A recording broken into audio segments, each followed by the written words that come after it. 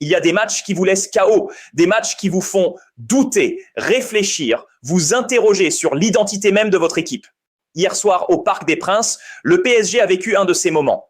3-1 contre Monaco, 3 buts encaissés, des solutions inexistantes, un collectif qui s'effrite.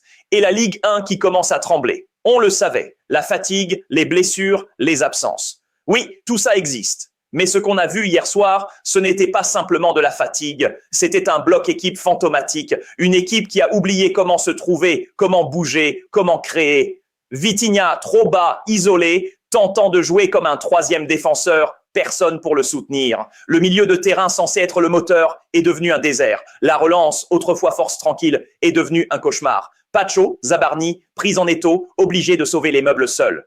Et pendant ce temps, Monaco avançait. Très haut, avec intensité, avec intelligence. Ils ont lu le jeu parisien mieux que personne. Ils ont pressé, encerclé, exploité les espaces laissés béants et l'équipe parisienne n'a rien trouvé pour répondre, rien. Quand la créativité disparaît, le manque d'initiative au sein du PSG hier soir était frappant, presque paralysant. Bradley Barcola, l'un des rares à montrer de la détermination, se retrouve isolé, obligé de porter l'offensive seul, sans soutien immédiat. Désiré Doué, de son côté, court, se démène, touche le ballon, mais sans jamais réussir à créer de véritables décalages ni à dynamiser le jeu.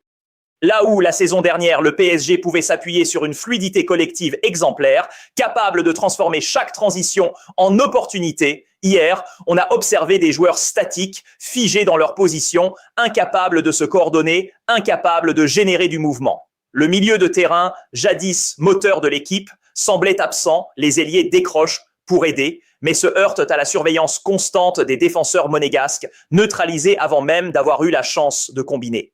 La mécanique collective, si raffinée la saison dernière, s'est désagrégée sous nos yeux.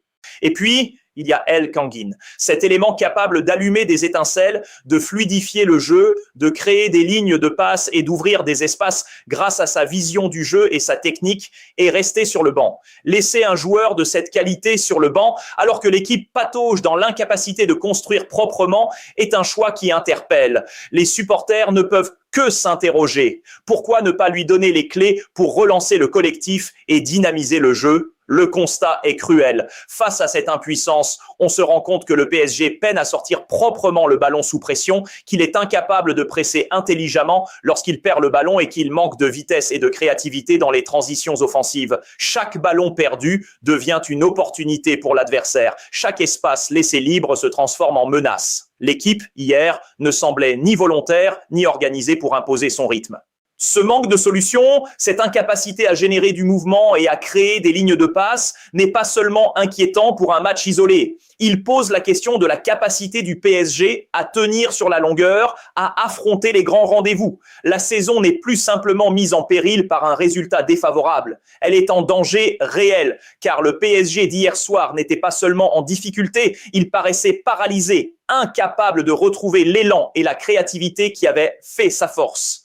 Dans ces conditions, l'ombre d'une remise en question s'impose. Le collectif, le moteur de l'équipe, doit être retrouvé et les joueurs doivent redevenir acteurs, intelligents et audacieux. Sans cela, chaque rencontre à venir, chaque opposition face à des équipes mieux organisées et plus disciplinées risque de confirmer cette inquiétante fragilité. Le réveil doit être immédiat car le temps presse et la Ligue des Champions, tout comme le championnat, ne pardonneront pas les hésitations. Défense en apnée, milieu en panne.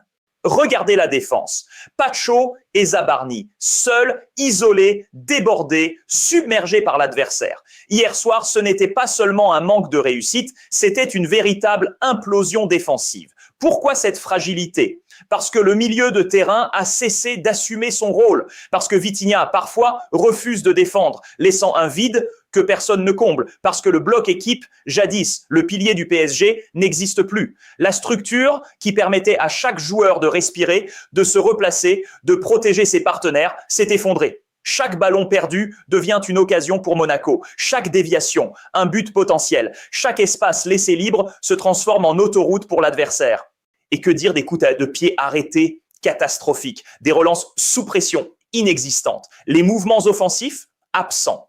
Là où la saison dernière, le PSG pouvait compter sur un collectif capable de surprendre, de combiner, de créer des décalages, hier, tout semblait figé. Les automatismes se sont dissous, la coordination a disparu, laissant l'équipe vulnérable sur tous les fronts. Les joueurs ne bougent plus, ne proposent plus, et quand ils tentent, ils se heurtent à l'inaction de leurs partenaires. Le collectif, jadis moteur et symbole de l'identité parisienne, est mort hier soir. Et tout cela se produit avant même que l'on pense à Chelsea, avant même que l'on considère la Ligue des Champions. Si déjà contre Monaco, le PSG montre un visage aussi désorganisé, combien de doutes subsistent pour les rencontres européennes où chaque détail compte, où chaque erreur est punie, où la vitesse de décision et l'intelligence collective font la différence entre la victoire et l'humiliation. Hier, la mécanique est cassée et le PSG doit se réveiller, retrouver sa cohésion et sa force de caractère ou risquer de voir une saison promise à la gloire sombrer dans la médiocrité. L'heure des décisions est arrivée. Le PSG n'a plus le droit à l'erreur. La Ligue 1 n'est pas acquise et Chelsea approche à grands pas. Si l'équipe continue d'afficher ce visage statique, laborieux, inefficace, elle se fera dominer et ce, sans discussion possible.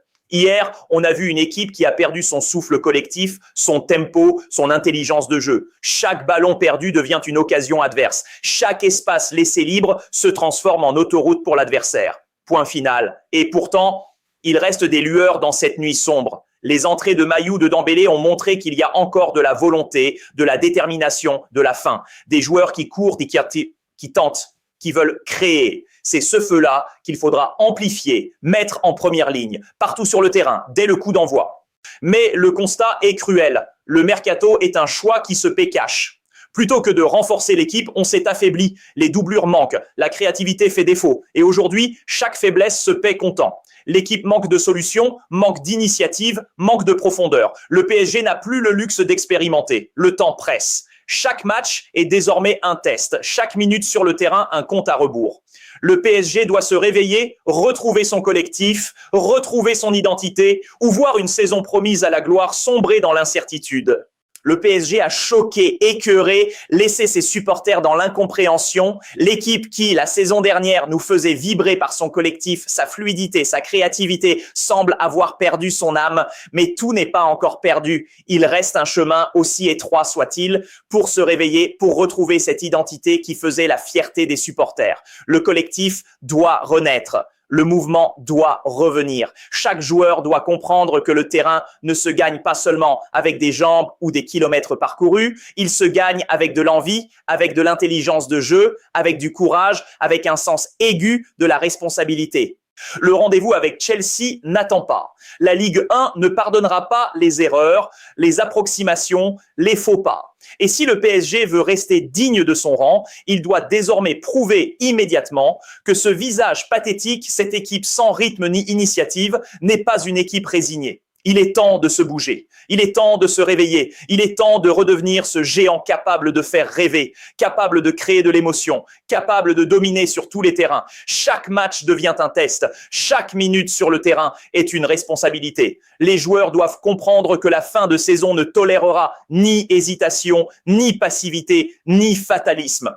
Les erreurs d'hier doivent se servir d'alarme. Si rien ne change, cette fin de saison pourrait tourner au chaos. Et ça, le Parc des Princes, toute la ville de Paris, toute une communauté de passionnés ne l'acceptera jamais. Le PSG doit retrouver son identité, sa fierté, sa force collective et le temps presse.